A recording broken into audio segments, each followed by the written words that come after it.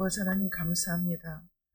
이 시간에도 부족하고 연약한 종을 세워주셨사오니 성령의 능력으로 나를 덮어주시옵시고 말씀과 아버지 하나님 은혜로 충만하게 채워주셔서 전하는 자와 듣는 자에게 깨닫는 은혜가 있게 하여 주옵소서. 예수님의 이름으로 기도하옵나이다. 아멘.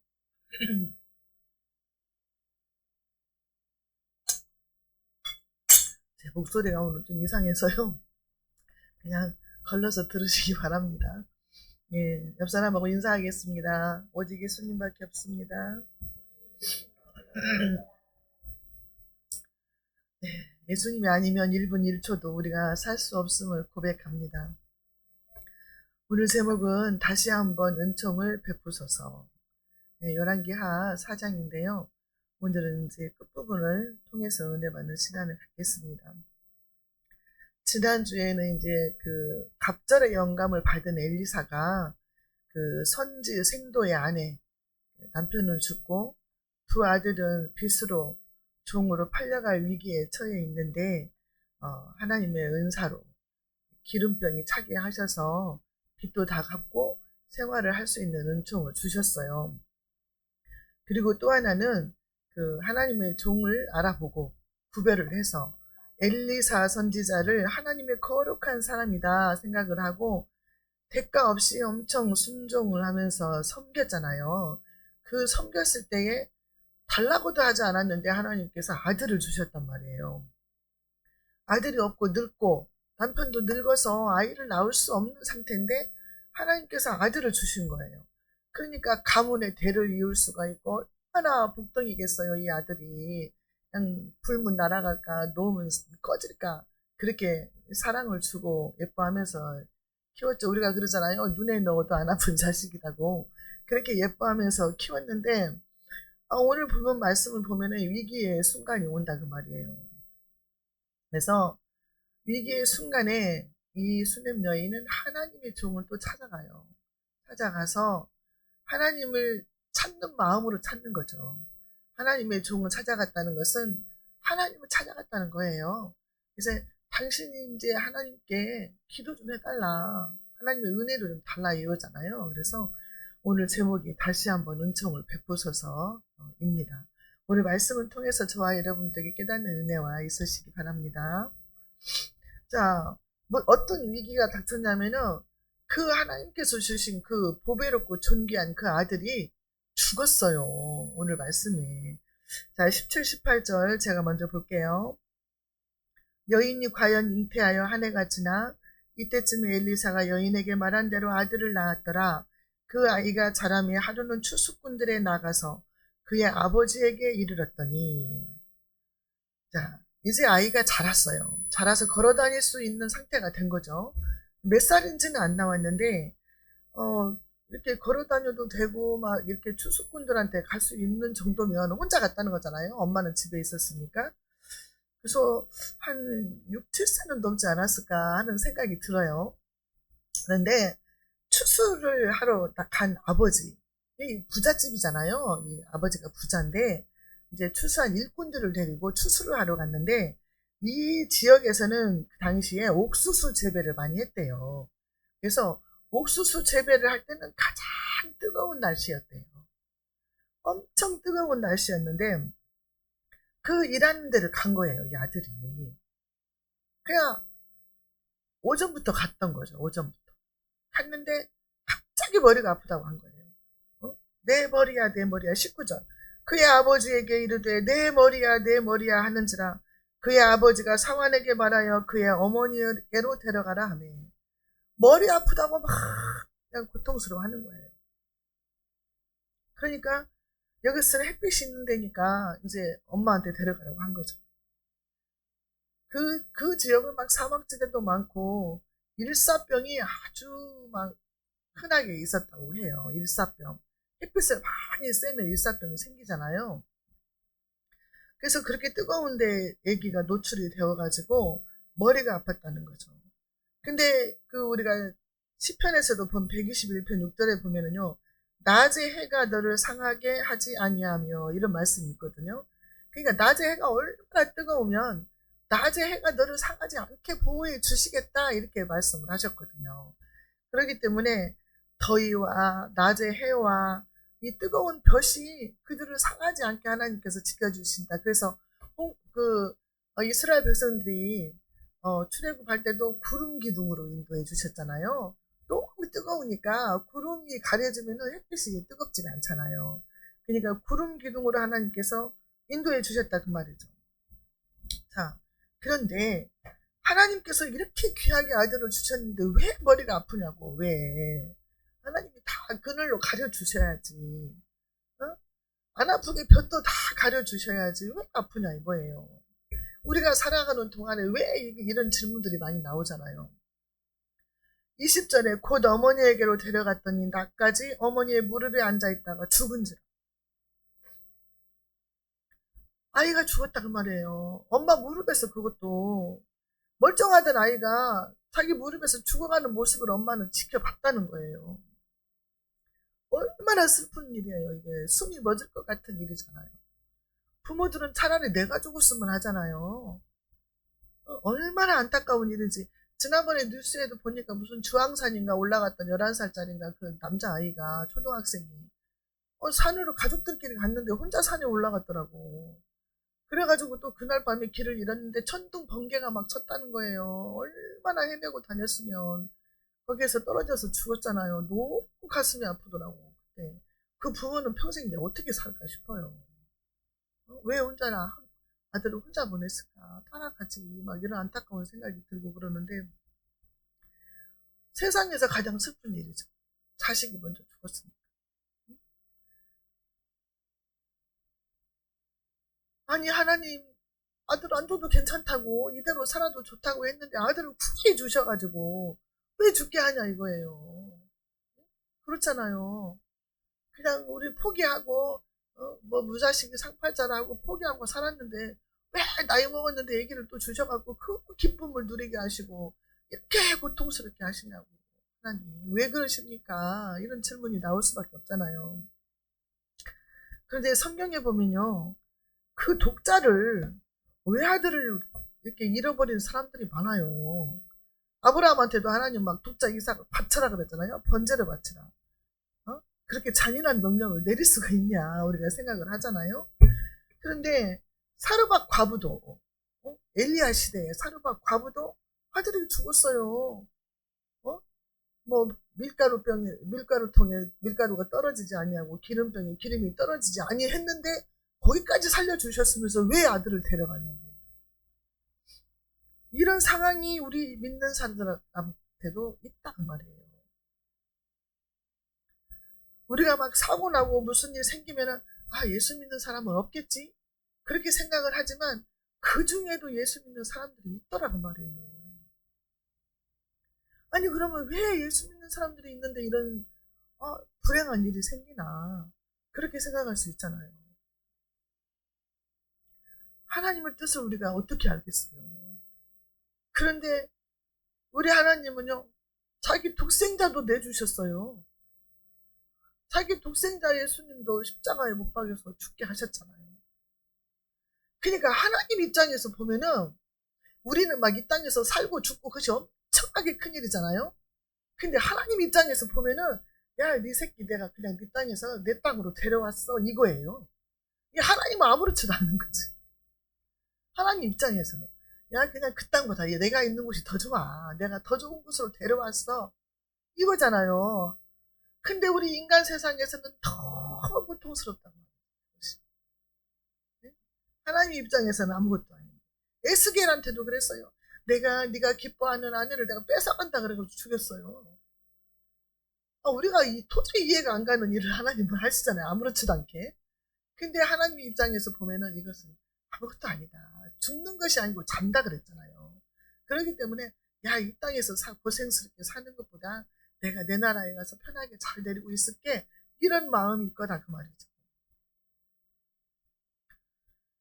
자, 사람의 생명은 죽고 살고 하는 것은 하나님께 달렸다.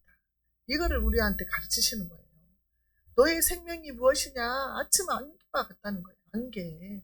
갑자기 무슨 일들이 생긴다 그 말이에요. 갑자기 교통사고도 나고 갑자기 무슨 지나가다가 광주에서 여고생 갑자기 지나가다 죽었잖아요. 칼 맞아서 아무 연고도 없는데 무슨 일이냐 이 말이죠. 사람의 생명은 하나님께 달렸는데. 자, 시편 104편 29절 주께서 낮을 숨기신즉 저희가 떨고 주께서 저희 호흡을 취하신즉 저희가 죽어 본 흙으로 돌아가나이다. 우리의 호흡을 하나님이 취해버리면 끝나는 거예요. 콧김으로 하나님을 쐬면 죽는 거예요. 너무 사람을 허망하게 되는 거죠. 순간이라니까요. 근데 우리 사람들은 막 천년 만년 살 것처럼 그렇게 살아요. 저 죽임 나한테는 상관이 없겠지. 나는 아직 멀었어. 이렇게 생각을 하고 산다고 말이죠.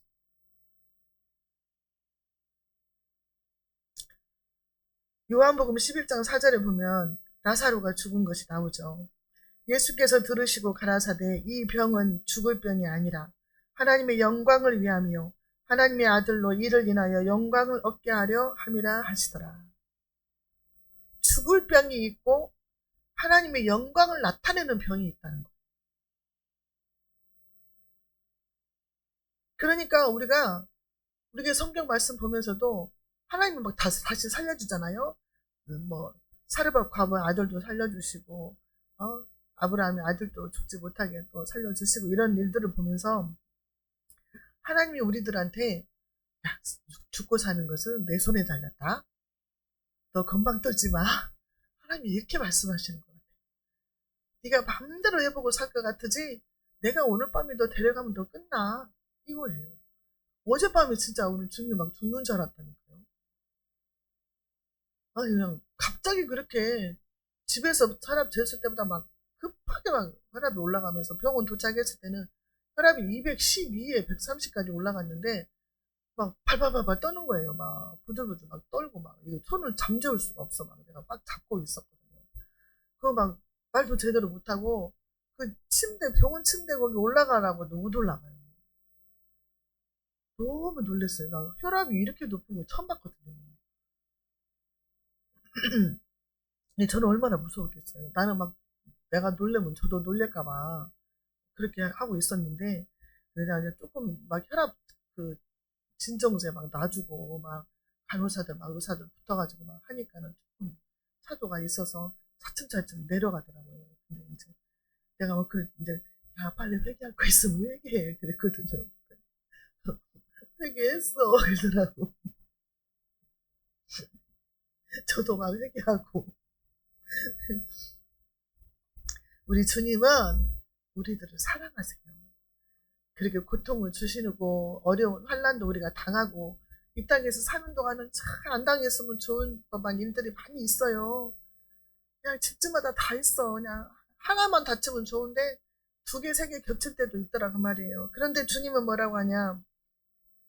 이사야 49장 15절에 여인이 어찌 그 젖먹는 자식을 잊겠으며 자기 태에서 난 아들을 긍휼히 여기지 않겠느냐.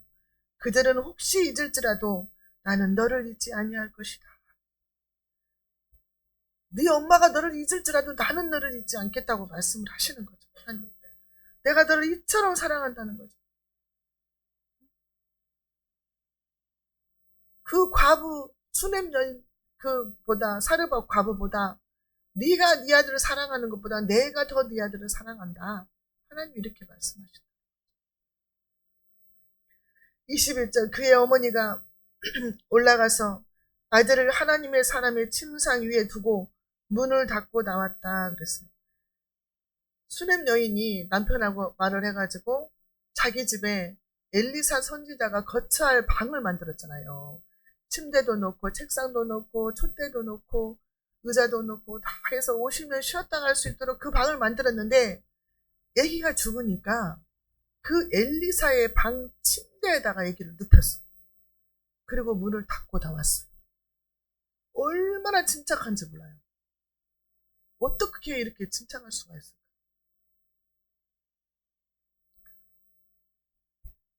이 수냄 여인의 마음속에는 아직 끝은 아니다.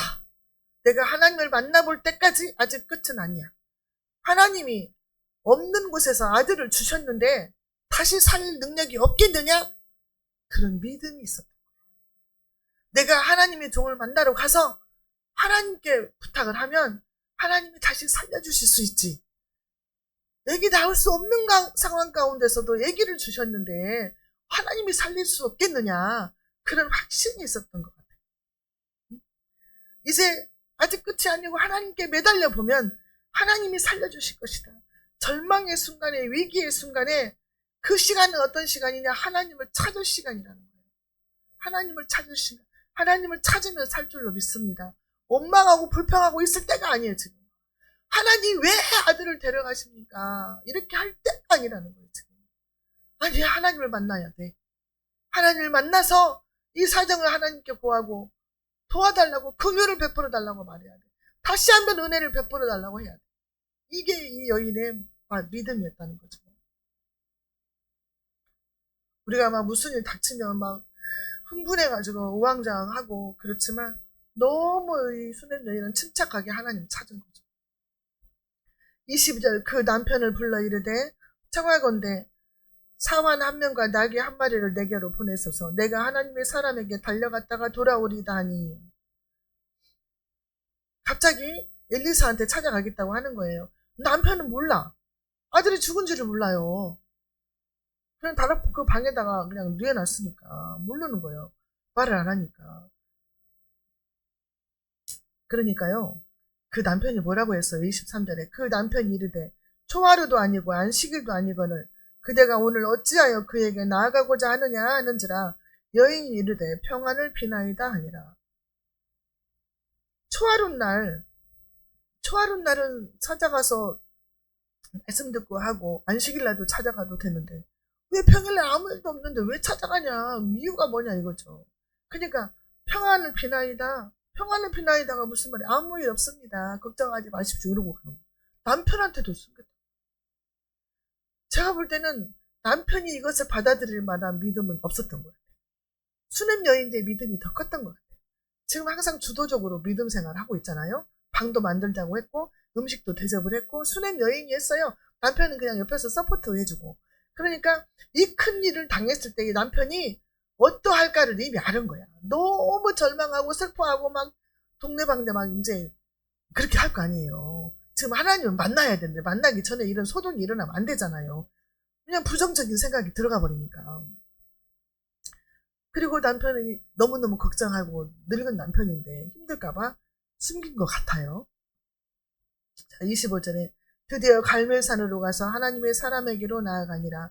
하나님의 사람이 멀리서 그를 보고 자기 사환 게하시에게 이르되 저기 수냄 여인이 있도다. 26절 너는 달려가서 그를 맞아 이르기를 너는 평안하냐? 내 남편이 평안하냐? 아이가 평안하냐 하라 하였더니 여인이 대답하되 평안하다 하고. 엘리사가 먼 높은 데서 보니까 수냄 여인이 막 달려오는 거야.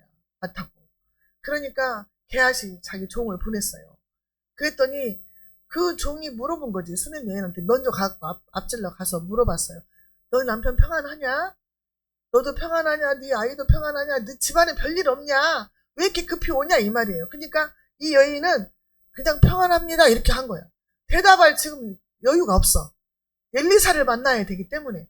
엘리사의 수종한테 미리 말할 필요가 없어. 지금 급해. 그러니까 그냥 평안하다고 하고 가는 거예요. 그래서 27절에 산에 이르러 하나님의 사람에게 나아가서 그 발을 아는지라. 게하시가 가까이 와서 그를 물리치고자 하매 하나님의 사람이 이르되 가만두라. 그의 영혼이 괴로워하지만은 여호와께서 내게 숨기시고 이르지 아니하셨도다 하니라. 이 여인이 와서 말없이 자기 발을 껴안는데 표정을 보면 모르겠어요. 너무 고통스러워하는 거야. 너무 괴로워하는 거야. 근데 하나님이 무슨 일인지를 보여주지 않는 거야. 선지자인데 하나님의 종한테 안 보여줬어. 아무리 갑절의 영감을 받은 엘리사라도 하나님이 아무 때나 내가 하나님의 뜻을 알고 싶다고 아무 때나 보여주지 않더라. 하나님은 당신의 뜻을 나타내고자 할 때에 보여주신다. 내 입장에서 하나님 급해요. 빨리 좀 보여주세요. 응답 좀 주세요. 아무리 해도 하나님의 때에 응답하신다. 안 보여주시고 미리. 얼마나 미리 보여주시면 좋겠어요. 근데 안 했더라는 거죠. 하나님의 때에 그 뜻을 보여주시더라. 28절 수냄 여인이 이제 말하는 거죠. 여인이 이르되 내가 내 주께 아들을 구하더이까 나를 속이지 말라고 내가 말하지 아니하더이까. 이건 원망 섞인 말이죠. 내가 언제 아들 달라고 했습니까? 어? 나 마음 속이지 말라고 하지 않았습니까? 내가 괜히 마음 부풀어가지고 희망에 차 있다가 낙심되면 안 된다고 아들 주지 말라고 안 줘도 된다고 하지 않았습니까? 근데 왜 아들을 주셨냐 이 말이죠. 그러니까 눈치를 챈 거죠. 어? 애초부터 자식 기대하지 않고 살았는데 하나님의 아들 은혜로 막 아들을 주셨잖아요. 너무너무 행복한 시간을 보냈잖아요. 응? 꿈 같은 시간을 보냈잖아요. 그래서 감사와 찬송이 넘쳤는데 이제 너무너무 불행한 시간이 온 거잖아요. 아들이 죽은 마당에 왜 아들을 주셔서 이렇게 고통스럽게 하십니까? 하는 뜻이 거기에 들어있는 거예요. 슬픔과 고통이 포함되어 있는 줄로 믿습니다. 그 발을 껴안고 하는 말은요. 무슨 말이에요? 제발 나에게 은총을 베풀어서 아들을 주셨듯이 제발 다시 한 번만 은총을 베풀어서 내 아들을 살려주십시오. 저와 여러분들이 하나님의 은혜로 구원을 받았어요. 영원히 구원받아서 하나님의 자녀가 됐고 천국 백성이 됐어요. 근데 이 땅을 살아가는 동안에 크고 작은 일들이 많이 생겨요. 그때마다 하나님 다시 한 번 은총을 주세요. 다시 한 번 도와주세요. 다시 한 번 살려주세요. 이렇게 우리가 기도할 수밖에 없다는 말이죠.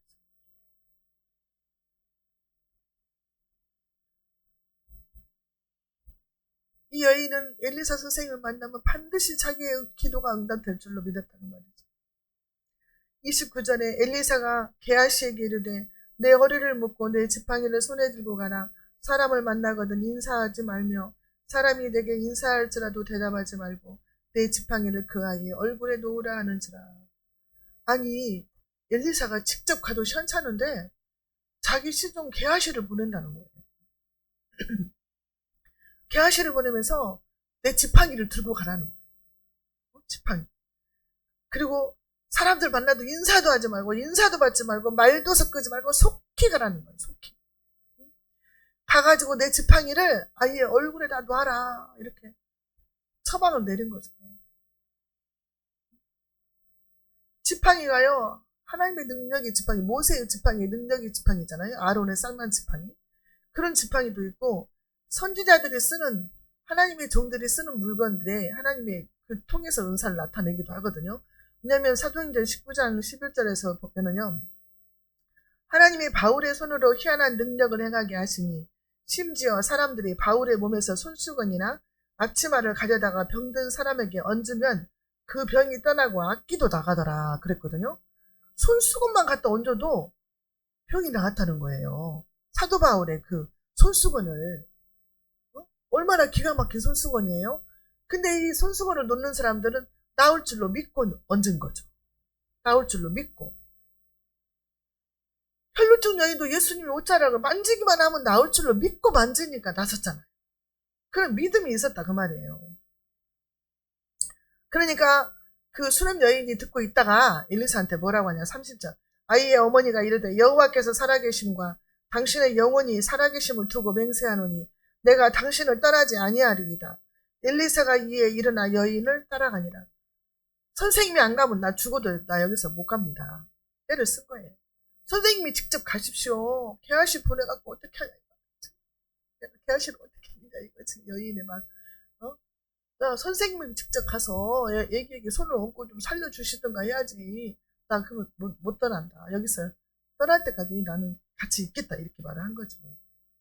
절대로 안 떠나겠다. 그래서 엘리사가 그때서 수냄 여인을 따라서 나섭니다. 자, 그럼 먼저 게하시가 먼저 출발을 했어요. 31절.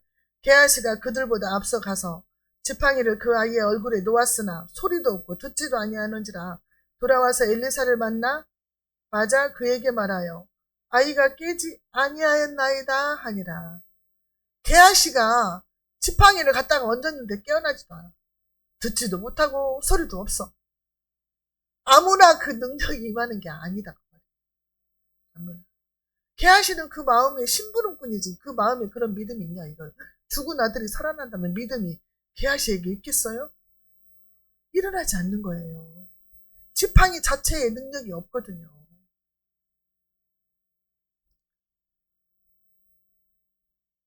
우리 예수님이 변화산에서 내려오셨을 때에 밑에서 누가 기다렸냐면 한 아버지가 아들이 귀신에 들려가지고 물에도 들어가고 불에도 들어가고 막 상처를 입히고 한다.